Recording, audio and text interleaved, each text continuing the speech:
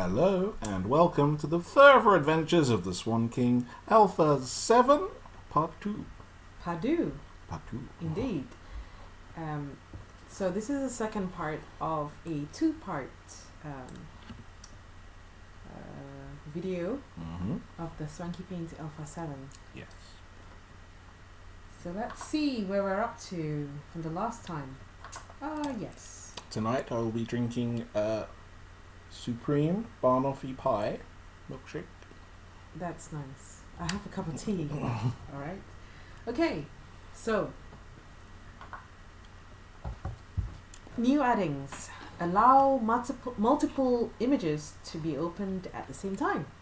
This is a very important one, and it's hidden up here in the image menu. You see that little word there? That's the current image. So if I was to load another image, what should we load? Yeah, there we go.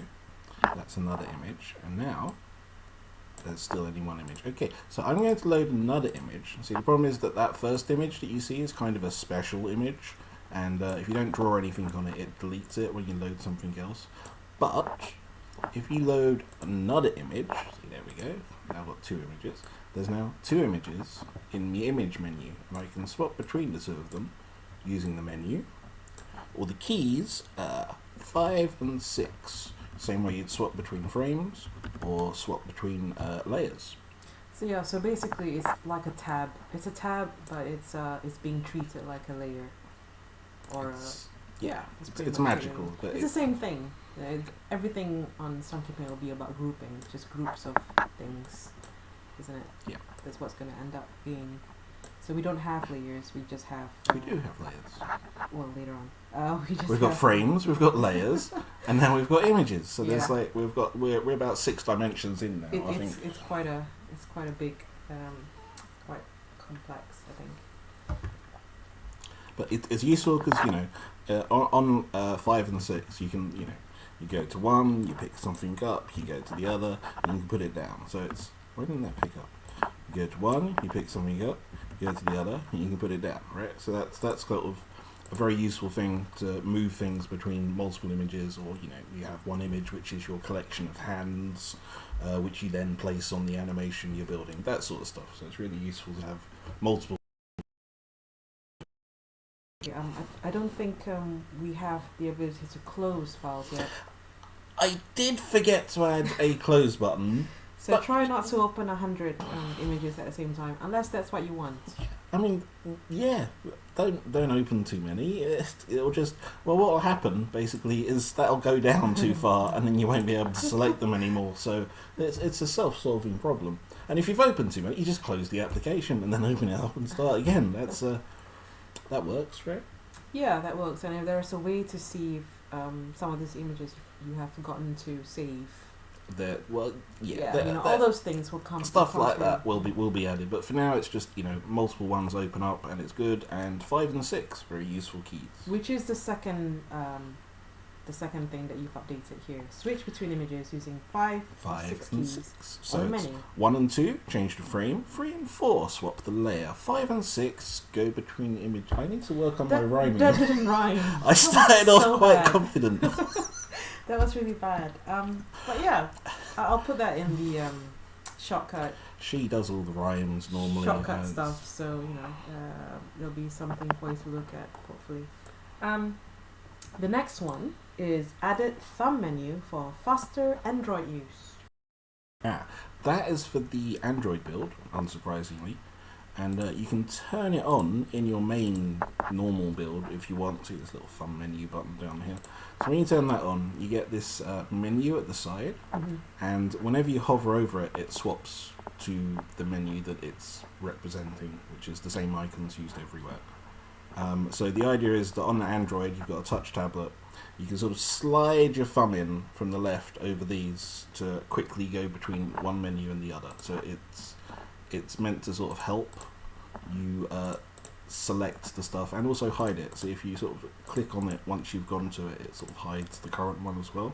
So it's just us experimenting with trying to make the Android slightly less terrible. So if you're using this on a tablet, you can use your thumb as a quick a quick scroll through all the menu systems and colors, and you can use your other finger to just sort of point and pick and draw or whatever.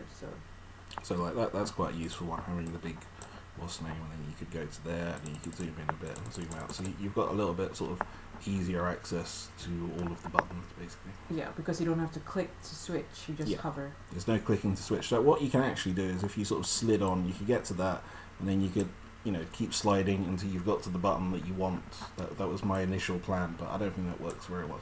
The idea is you slide your thumb onto the button that you want. And well, it might work for users that are so well tuned with the menu system that they know where to go. But it depends on other users. It doesn't work for me, and I don't think anyone else is any more well tuned than that. So I'm not sure we have much hope. You don't know. I mean, users use different things. If you're used to systems like Inkscape, this is quite similar to the menu system that they have in Inkscape, which is just sort of minimized, goes to your, it minimizes to your to the side of the screen, and you can just expand it and collapse it. Which I use quite a lot. Well, it's useful for getting rid of the menus. So very good. So you have a bigger area to look at. Very important on Android, because I find on Android that you have to zoom in to about here before the pixels are actually smaller than your finger. Yeah. So if you're drawing, if you're finger painting, you have to zoom right into this sort of level, and obviously that's not really very good because you don't have enough sort of pixels on the screen at once to easily do stuff. And you do have the tiny little preview. You get the tiny preview and you sort of move it around. I'm really unhappy with the Android version currently, in case you haven't worked that out. It's just too small. Well, we'll get there. We'll come up with something, but I'm not happy with it yet. It runs, but I don't like it. Anyway, next one. Added layers. Use keys 3 and 4 to switch. There you go, layers. Not layers, wonderful. So up here, you see there's a layer. We've only got one layer, so there's just one. I think I might go to make a new image. So this is 64 by 64, and down here you see there's this layers thing. So what I'm going to do is I'm going to change that to 2 and 2, and that's going to say I want layers. That's two images across, 2 images down. So that's going to be 4 layers, 2 times 2. You could have them in a strip going all the way across if you want. So this is sort of taking a flat image and then turning it into a series of chopped up bits. If that kind of makes any sense. So it's good for like sprites, Well, there you go. So you look at this and you go, oh look, it's just a 64 by 64 of me. But up here, you see, we've got 4 layers. 4 layers, yes. Right? So I'm drawing on one layer.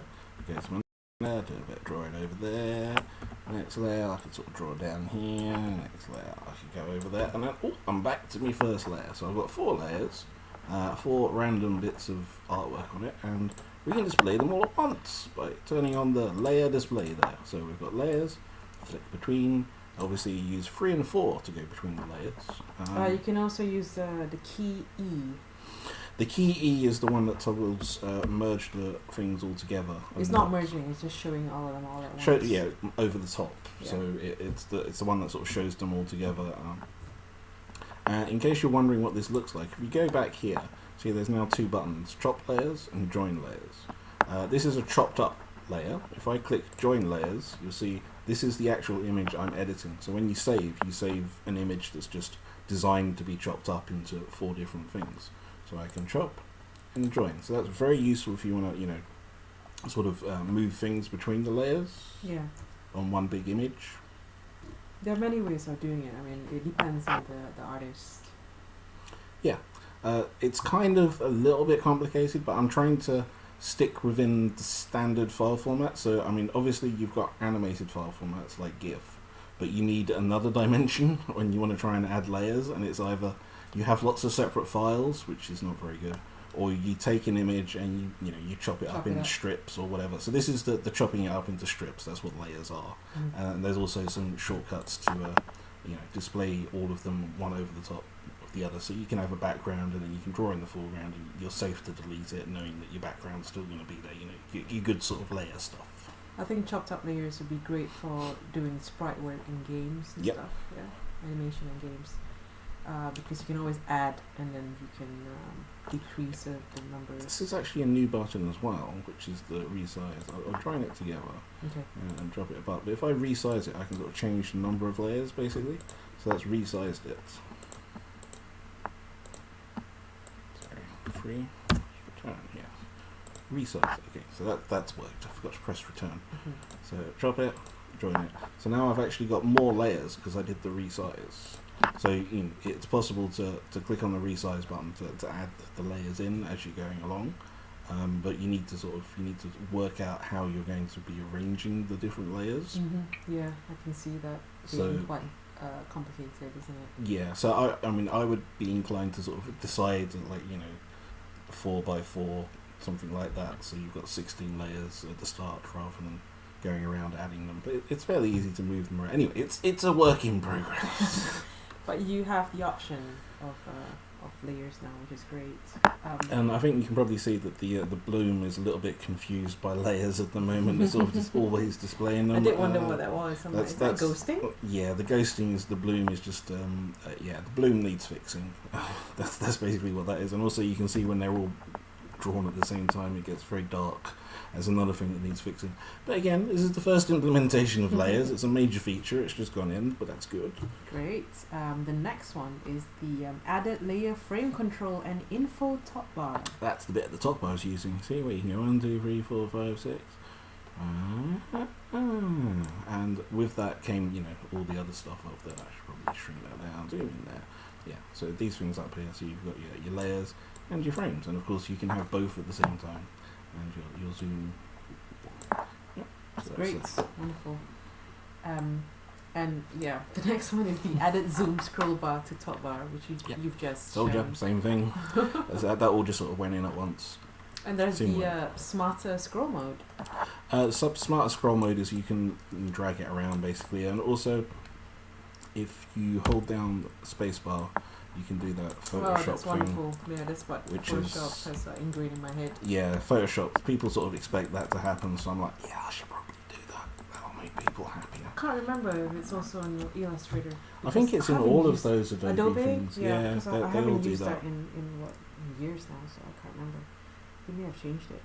Anyways, that is the last one actually. Spacebar or middle mouse for quick scroll mode. And you see that obviously that scroll mode is this one here, which was always there, but it used to be a sort of terrible scroll mode.